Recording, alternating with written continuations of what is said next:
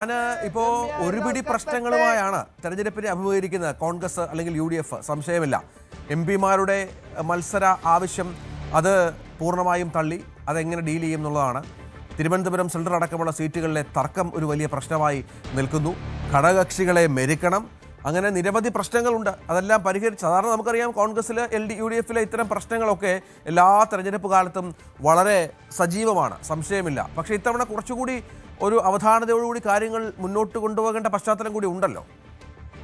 2 ദിവസത്തിനകം അന്തിമ സ്ഥാനാർത്ഥി പട്ടികയ്ക്ക് രൂപം നൽകും. അത് പ്രഖ്യാപിക്കാനുള്ള ഒരു സാധ്യതയിലേക്ക് കാര്യങ്ങൾ എത്തുന്നുവെന്നാണ് നേതൃത്വം നൽകുന്ന സൂചന. പക്ഷേ പ്രാദേശികമായ തർക്കങ്ങൾ കൊല്ലത്തും തിരുവനന്തപുരത്തുമൊക്കെ ചില പ്രധാനപ്പെട്ട മണ്ഡലങ്ങളിൽ നിലനിൽക്കുന്നു എന്നതാണ് നേതൃത്വത്തെ സംബന്ധിച്ച് വലിയൊരു പ്രതിസന്ധിയായി മാറിയിരിക്കുന്നത്. തിരുവനന്തപുരം ജില്ലയിൽ തിരുവനന്തപുരം CMDക്ക് വിട്ടു നൽകാനുള്ള ഒരു തീരുമാനത്തിലേക്ക് UDF എത്തിയിരുന്നു. അതോടൊപ്പം കോവളം സീറ്റിന്റെയും വട്ടിയൂർക്കാവിൽ K. മുരളീധരന്റെയും കാര്യത്തിൽ മാത്രമാണ് തർക്കങ്ങളില്ലാത്ത ധാരണയിലേക്ക് എത്തിയിരിക്കുന്നത്. മറ്റെല്ലാ സ്ഥലങ്ങളിലും തർക്കങ്ങൾ നിലനിൽക്കുന്ന ഒരു സാഹചര്യം ഉണ്ടായിരുന്നു. അതുകൊണ്ട് തന്നെ നാളെ നടക്കുന്ന സ്ക്രീനിംഗ് കമ്മിറ്റി യോഗത്തിന് ശേഷമേ ഈ തർക്കങ്ങൾ നിലനിൽക്കുന്ന സീറ്റുകളിലെ സ്ഥാനാർത്ഥി നിർണ്ണയം സംബന്ധിച്ച് ഒരു അന്തിമമായ ചിത്രം വ്യക്തമാകുകയുള്ളൂ. നിലവിൽ 31 സ്ഥാനാർത്ഥികളുടെ കാര്യത്തിലാണ് തീരുമാനമായിരിക്കുന്നത്. അതിൽ 20 സിറ്റിംഗ് MLA-മാർ, ശേഷിക്കുന്ന 11 പേർ തർക്കങ്ങളില്ലാതെ സ്ഥാനാർത്ഥിയെ കണ്ടെത്താൻ കഴിഞ്ഞിട്ടുള്ള 11 മണ്ഡലങ്ങൾ. ഇങ്ങനെ 31 ഇടങ്ങളിലെ സ്ഥാനാർത്ഥികളെ ഉടൻ തന്നെ പ്രഖ്യാപിക്കാനാണ് സാധ്യത. ഒരുപക്ഷെ ഇന്ന് തന്നെ പ്രഖ്യാപനം ചിലപ്പോൾ ഉണ്ടായേക്കാം.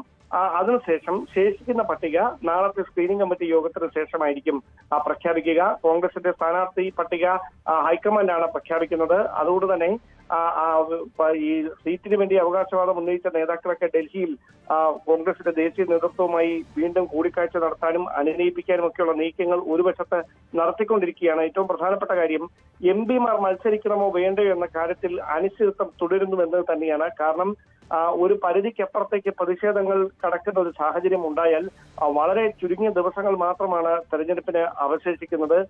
കാരണം കോൺഗ്രസ് ക്യാമ്പ് പ്രതീക്ഷിച്ചത് വിഷുവിന് ശേഷം ഒരുപക്ഷെ 16-ാം തീയതിക്കും 20-ാം തീയതിക്കും ഇടയിലെ തെരഞ്ഞെടുപ്പ് നടക്കുകയുള്ളൂ എന്നാണ്.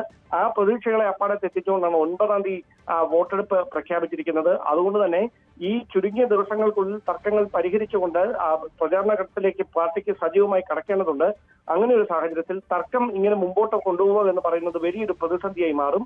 അതിന് ഒരു പരിഹാരം കാണുന്നതിന്റെ ഭാഗമായി മുതിർന്ന നേതാക്കൾ തന്നെ ഇപ്പോൾ ഈ വിമർശനം ഉന്നയിച്ചുകൊണ്ട് പ്രതിഷേധവുമായി പിണങ്ങിപ്പോയ K. സുധാകരൻ ഉൾപ്പെടെയുള്ള നേതാക്കളുമായി ചർച്ച നടത്തും. അതിനുശേഷം ഇന്ന് അദ്ദേഹത്തെ ഡൽഹിയിലേക്ക് വിളിച്ചിരുന്നു. അദ്ദേഹം എത്തുമോ എന്ന കാര്യത്തിൽ അനിശ്ചിതത്വം തുടരുകയാണ്. കാരണം രാഹുൽ ഗാന്ധിയുമായും മല്ലികാർജ്ജുന ഖാർഗെയുമായുള്ള കൂടിക്കാഴ്ചയ്ക്ക് ഡൽഹിയിൽ എത്തണമെന്നായിരുന്നു അദ്ദേഹത്തിന് നൽകിയ നിർദ്ദേശം. പക്ഷേ സീറ്റ് ഉണ്ടെങ്കിൽ മാത്രമേ എത്തുകയുള്ളൂ എന്ന നിലപാടിൽ K.